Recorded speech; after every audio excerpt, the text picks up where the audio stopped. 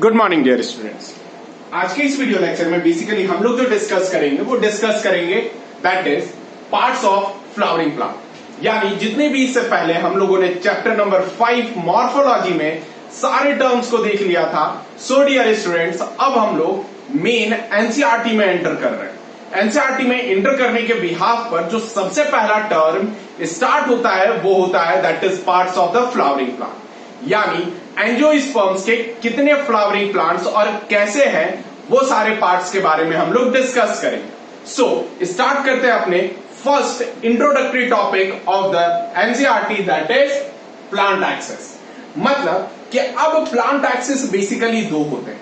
यहां पर आप देख लो, मैंने एक प्लांट का डायग्राम बनाया है। प्लांट के डायग्राम पे बेसिकली देख लो, ये जो लेवल है ये एक्चुअल में ग्राउंड लेवल है। कौन सा लेवल है? ये ग्राउंड लेवल है।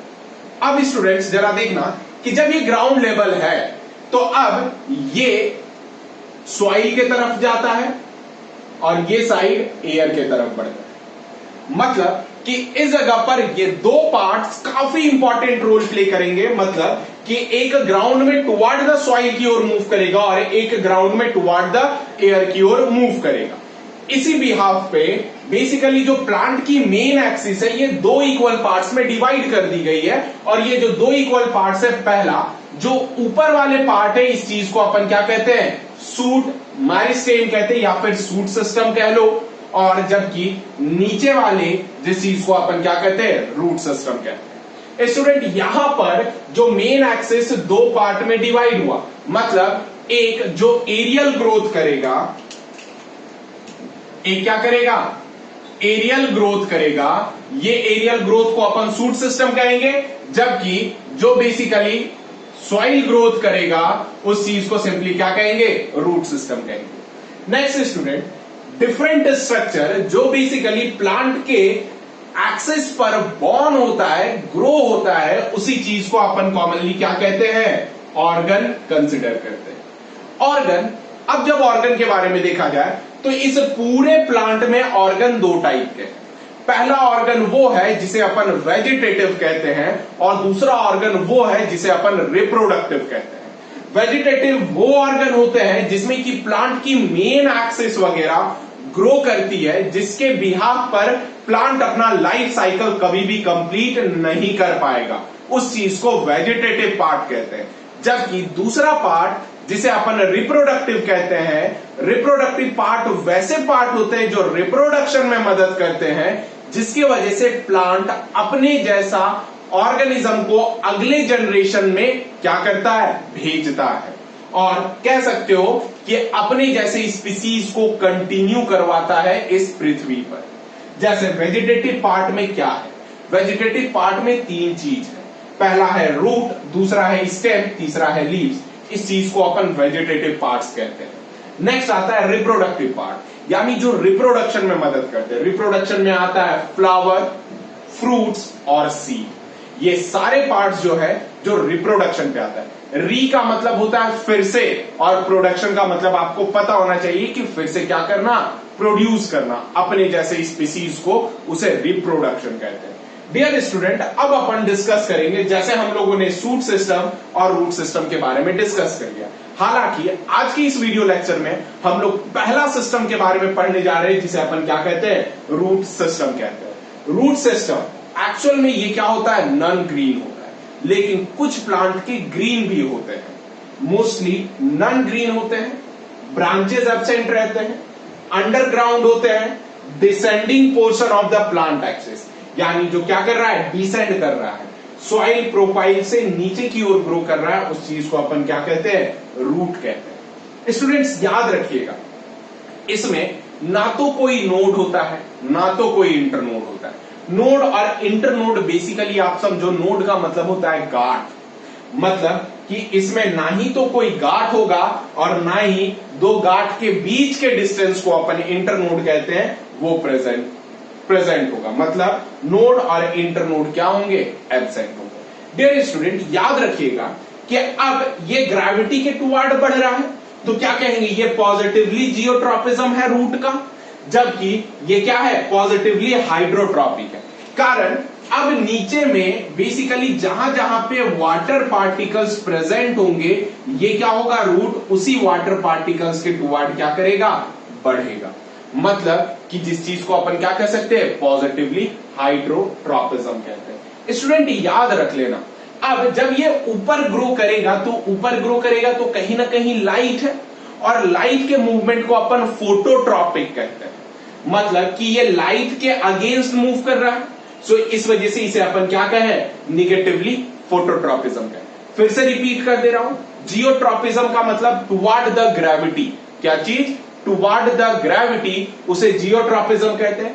हाइड्रोट्रॉपिक का मतलब टुवर्ड द वाटर, यानी जो वाटर की तरफ मूव करके ग्रो कर रहा हो उसे अपन क्या कहेंगे, हाइड्रोट्रॉपिक कहेंगे। और नेक्स्ट आता है दैट इज फोटोट्रॉपिक, यानी जो लाइट के बिहाफ पर मूव कर रहा हो उसे फोटोट्रॉपिक कहेंगे डियर स्टूडेंट। अब इस प्लांट में क्या क्या पार्ट होंगे, जैसे वेजिटेटिव और रिप्रोडक्टिव में।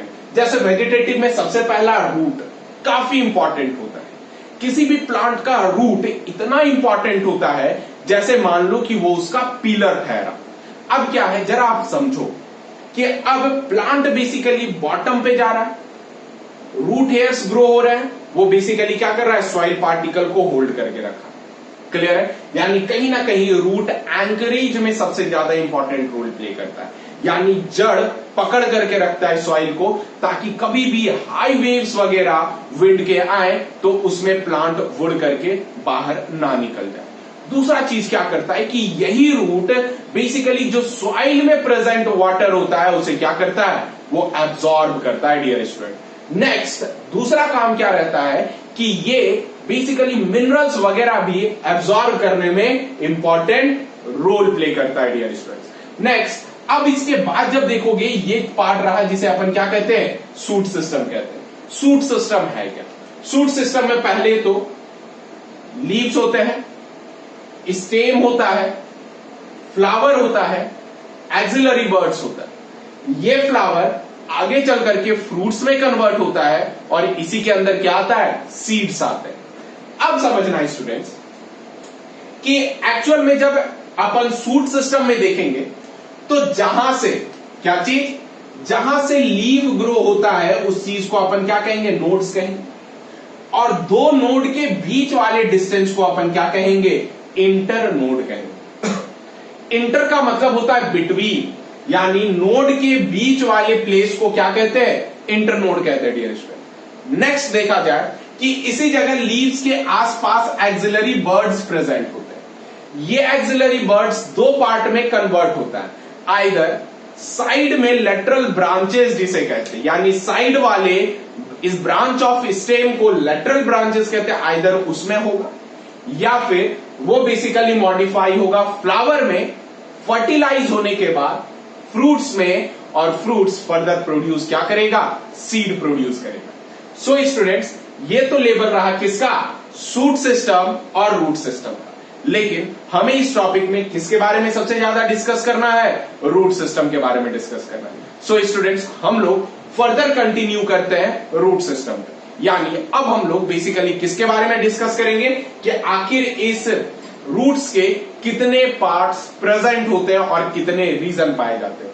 सो स्टूडेंट्स एक बार आप स्क्रीनशॉट ले लो और देन अपन आगे की ओर मूव करते हैं।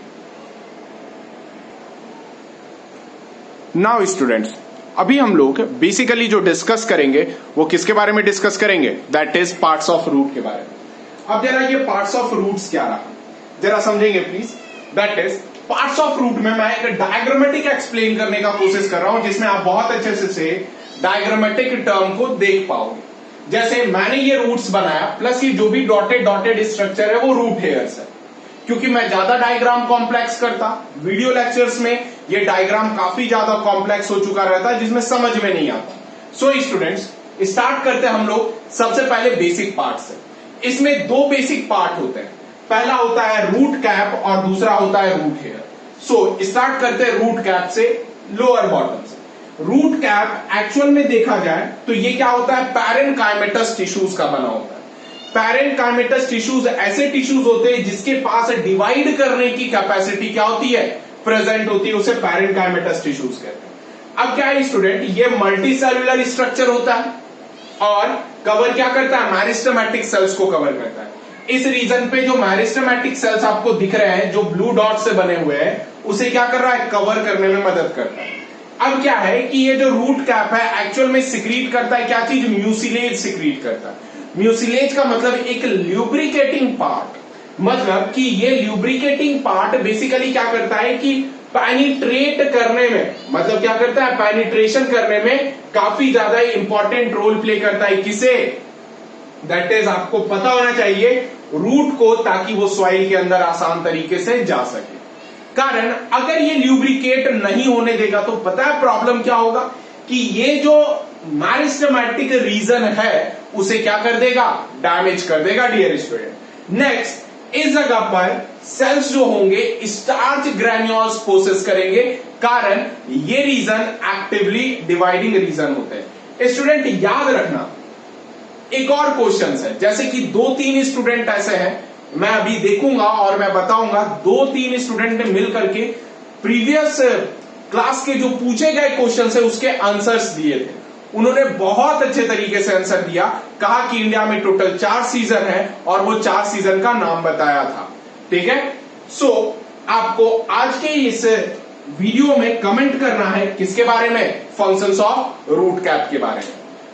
हालांकि मैं ऑलरेडी डिस्कस कर चुका हूं, सो आप थोड़ा स्मार्टली देखिएगा, हो जाएगा। नेक्स्ट आता है बात अपर रीजन पे, जिसे अपन क्या कहते हैं, root hair. Root hairs actual में क्या होता है कि इसका सरफेस एरिया इंक्रीज करने में हेल्प करता है। क्या करने में हेल्प करता है, सरफेस एरिया इंक्रीज करने में हेल्प करता है। कारण क्या है कि अगर नंबर ऑफ हेयर्स सराउंडिंग में प्रेजेंट हो जाए तो क्या हो जाएगा, सरफेस एरिया इंक्रीज हो जाएगा। जब सरफेस एरिया इंक्रीज हो जाएगा तब क्या होगा, वाटर की एब्जॉर्प्शन करने की एफिशिएंसी भी क्या हो जाएगी, इंक्रीज हो जाएगी। सो वाटर एब्जॉर्प्शन इंक्रीज कर लेगा। यहां पर न्यू रूट हेयर्स अपीयर होगा कहां पे, older part of zone of elongation, मतलब जो ये जोन ऑफ इलॉन्गेशन या फिर रीजन ऑफ इलॉन्गेशन कह लो, यहां पर क्या होगा, अपीयर होगा। ऊपर में मैच्योर होगा, नीचे में न्यू सेल्स फॉर्म करेंगे। अब बेसिकली क्या करेगा, in order to absorb water from soil. Next student, अब क्या है इस जगह पर, इसके 3 रीजन, कितने, रूट हेयर्स के 3 रीजन है। पहला रीजन आता है जो अपर सरफेस पे प्रेजेंट होता है, जिसे रीजन ऑफ मैच्यूरेशन कहते हैं। रीजन ऑफ मैच्यूरेशन से बेसिकली क्या रहता है, यहां पे सेल्स डिफरेंशिएट होते हैं परमानेंट टिश्यूज में, यानी जो भी टिश्यूज थे वो अब डिफरेंशिएट होकर के परमानेंट टिश्यू में बन जाएंगे, जिसमें जाइलम जो जलवाहिकी होती है, फ्लोएम जो अन्यवाहिकी होती है, पेरिसाइकल, कॉर्टेक्स, ये सब क्या होंगे, यहां पे प्रेजेंट होना शुरू हो जाएंगे। अब डियर स्टूडेंट्स कि ये जो रूट हेयर्स है यहां पे जो प्रेजेंट है इस रीजन में, ये सिर्फ और सिर्फ एक ही काम करेगा, सरफेस एरिया बढ़ाएगा और वाटर को एब्जॉर्ब करवाएगा।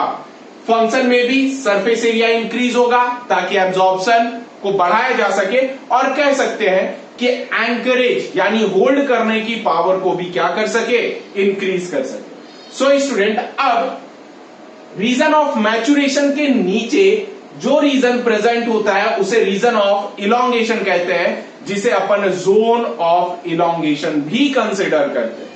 ये जो रीजन ऑफ इलॉन्गेशन है प्रेजेंट कहां पे रहता है, behind the region of meristem and below the region of maturation. Dear student, इस जगह पर देखा जाए तो यहां पे जो लॉस्ट ऑफ पावर डिवीजन, यानी पावर की डिवाइड करने की जो होती है वो क्या हो जाती है, लॉस कर जाती है, और हेल्प क्या करता है, इसमें इलॉन्गेशन में हेल्प करता है। अब क्या है स्टूडेंट कि ये जो रीजन ऑफ इलॉन्गेशन है ये बेसिकली क्या करता है, इंक्रीज करवाता है रूट के लेंथ को। कारण कंटिन्यूअस सेल्स डिवाइड होता जाएगा और ऐड होता जाएगा, सो ये रीजन में क्या हो जाएगा, ऑटोमेटिक लेंथ इंक्रीज करेगा। Next function region of elongation का बस 2 ही है, पहला वाटर को एब्जॉर्ब करना और दूसरा मिनरल को एब्जॉर्ब करना। नाउ अब बात करते हैं रीजन ऑफ मैरिस्टेमेटिक या फिर रीजन ऑफ मैरिस्टेम। नाम से ही क्लियर है कि ये ऐसे रीजन है जहां पर सेल कंटिन्यूअस क्या होंगे, डिवाइड हो रहे होंगे। जैसे कहां पे है, तो present below the root cap, actively dividing cells present होते हैं। यहां पर सेल्स जो होते हैं कॉम्पैक्टली अरेंज्ड स्मॉल सेल्स होते हैं, यानी बहुत ठूसे ठूसे से छोटे छोटे जगह पे कॉम्पैक्ट सेल्स पाए जाते हैं जिनकी वॉल पतली होती है। कारण जब वॉल पतला नहीं होगा तब वो क्या कर पाएंगे, डिवाइड नहीं कर पाएंगे। सो क्या होगा, थिन वॉल्ड होगा, और जो सेल्स होगा वो आइसोडायमेट्रिक होगा। आइसोडायमेट्रिक, आइसो का मतलब होता है सेम, डायमीटर का मतलब आपको पता होना चाहिए कि किसी भी सर्कल का दो छोर के डिस्टेंस को अपन डायमीटर कहते हैं, यानी आइसोडायमेट्रिक हो गया। प्लस इस जगह जो प्रोटोप्लाज्म होगा, प्रोटोप्लाज्म मैंने बताया था जिसे अपन कोसरस कहते हैं, ये कोसरस काफी ज्यादा डेंस होगा, और ये इतना ज्यादा डेंस होगा डियर स्टूडेंट कि ये बेसिकली क्या करेगा, डिवीजन करने में मदद करेगा। कारण जिसका प्रोटोप्लाज्म जितना ज्यादा डेंस होगा उसमें एंजाइमेटिक रिएक्शन उतना ही ज्यादा अच्छे तरीके से और बेहतरीन हो सकता है। फंक्शन सिर्फ और सिर्फ एक, प्रोड्यूस करना है न्यू सेल्स को और इंक्रीज करना है क्या, ग्रोथ को।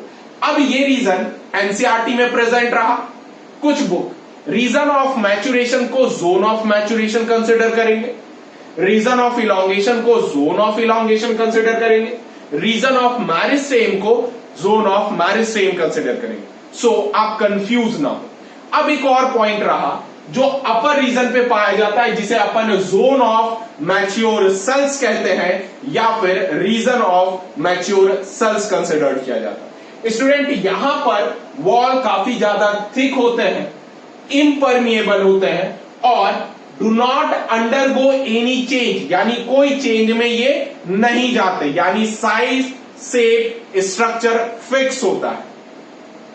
कोई भी वाटर एब्जॉर्प्शन में zone of mature sales help नहीं करता है, और फंक्शन इसका सिर्फ एक है कि लेटरल रूट्स को प्रमोट करना ग्रोथ में, और फाइनली रूट के एंकरेज की कैपेसिटी क्या करना, बढ़ा देना, इंक्रीज करना।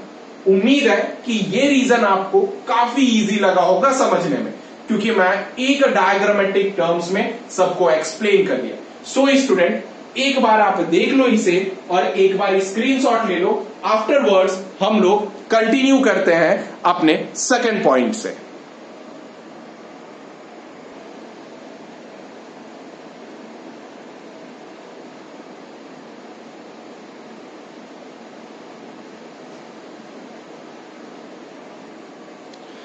नाउ डियर स्टूडेंट्स, अब हम लोग बेसिकली डिस्कस कर रहे हैं किसके बारे में, टाइप्स ऑफ रूट के बारे में।